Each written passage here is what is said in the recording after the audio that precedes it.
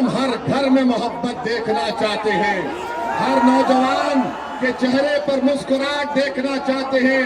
सीमांचल का एक और नौजवान पलायन करता है, न राजद रोक सकी, न नीतीश कुमार रोक सके, न नरेंद्र मोदी रोक सके। हम उन बच्चों के चेहरों पर मुस्कुराहट लाना चाहते हैं। बताओ, हम मोहब्बत को आम करेंगे? आप एक दूसरे से मोहब्बत करेंगे? आप अपना वोट पतंग छाप को देंगे? तो मेरे अजीज दोस्तों और बुजुर्गों, जब आपने फैसला कर लिया तो मुर्शीद आलम को आप कितना अक्सरियत मेजॉरिटी से कामयाब करेंगे?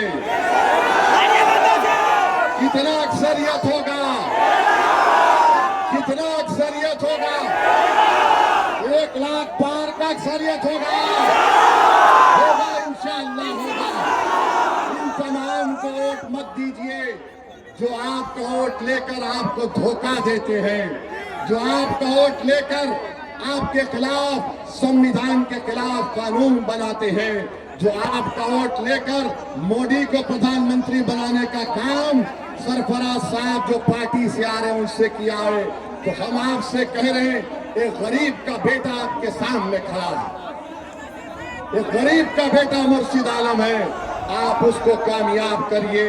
जो कि हाट की जनता, हम आपसे वादा कर रहे हैं कि 6 महीने में एक मर्तबा मुर्शीद आलम की कामयाबी के बाद ओवैसी तुम्हारे दरमियान में आएगा और मुर्शीद आलम से पूछेगा कि बताओ तुमने विकास का काम क्या किया, और मुर्शीद आलम छोड़ के नहीं जाएंगे इंशाअल्लाह ताला। मुर्शीद आलम शाहनवाज नहीं है, मुर्शीद आलम मर जाएगा मगर मजलिस के परचम को नहीं छोड़ेगा इंशाअल्लाह। ये शाहनवाज जिसने अपने बाप मरहूम तस्लीम साहब का नाम खराब किया, अरे इंसान की जबान की कीमत होती है। उसने हमारे सामने आकर रोकर कहा था कि भाई हम कभी छोड़ के नहीं जाएंगे, मगर लालू का फोन आया तो अपनी गर्दन को झुका दिया। सुनो राजद वालों, सुनो समाजवादी पार्टी के लोग जो कि हाट आकर शाहनवाज के लिए वोट मांग रहे हैं, सुनो बीजेपी जेडीयू के लोग, अब दरी नहीं बिछाएंगे, अब दरी नहीं बिछाएंगे, अब गर्दन नहीं झुकाएंगे, अब आंख में आंख डालकर हक को लेंगे इंशाअल्लाह। ये हक लेने का वक्त है। सीमांचल की जनता वो सुबह तुलू होगी जरूर इंशाअल्लाह ताला, जब तुमसे इंसाफ होगा। तुम एक शऊर बेदार हो चुका है, उस शऊर की बुनियाद पर ये लोग डर रहे हैं। इसीलिए कोई उत्तर प्रदेश से आके बोल रहा, अरे ओवैसी यहाँ क्यों आया? अरे तू उत्तर प्रदेश से आता है, मगर अभी यूपी से आता है। अखिलेश के बोलने पर मैं हैदराबाद से 11 साल से आ रहा हूं। और सुन लो अखिलेश यादव, तुम यहाँ पर सिर्फ अपने यादव भाई की कामयाबी के लिए आए हो।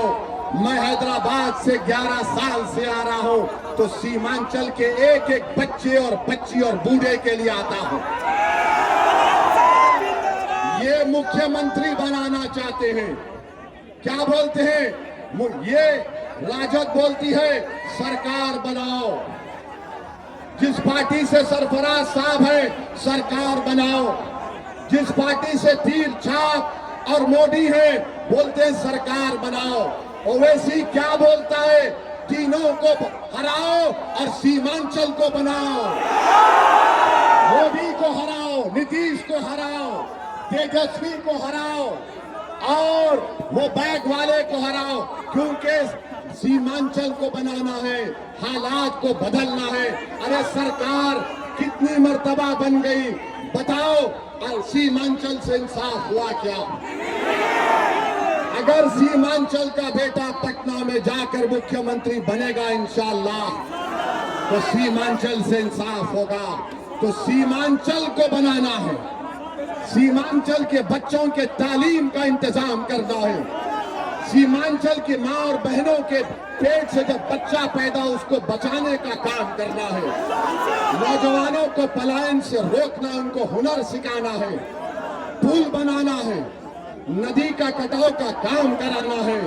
याद रखो, राजद को वोट देंगे तो वो दरी बिछाएगा, मोदी और नीतीश कुमार को वोट देंगे तो वो गर्दन झुकाएगा।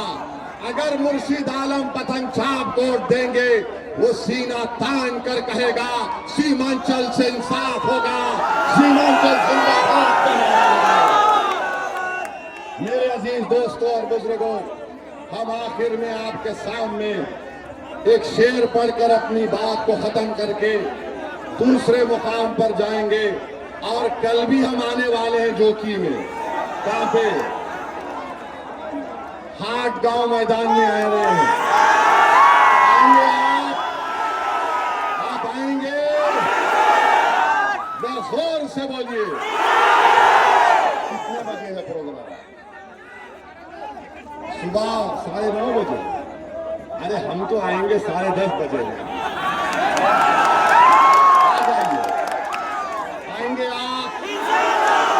पोलिंग बूथ को जाएंगे, पतंग छाप को डालेंगे, मोदी को हराएंगे, तीर छाप को हराएंगे, धोखेबाज को हराएंगे, राजद को हराएंगे, मोदी के मैनेजर को हराएंगे। तो किसको पटन दबेगा?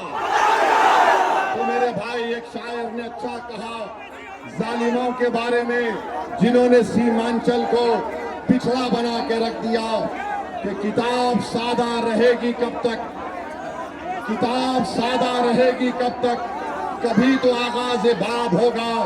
जिन्होंने बस्तियां उजाड़ी, कभी तो उनका हिसाब होगा।